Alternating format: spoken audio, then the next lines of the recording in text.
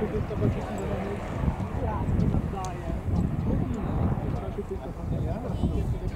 ti poví? Tam jako není tračuji, to já si nebylo.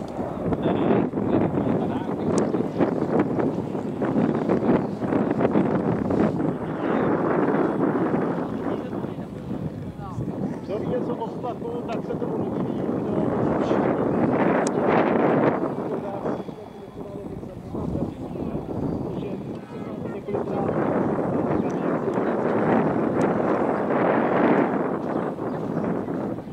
Zrcadlo a teď už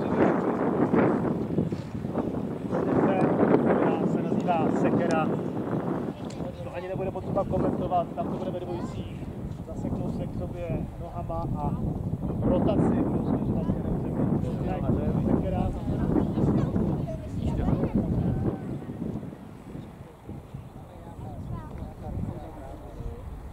A když se podíváte tamhle na tu dvojici, tak ta pořád drží ten žebříček až dolů, tady už jenom ve dvojici, ale pořád ten horní sedí na vrtulníku toho pod sebou.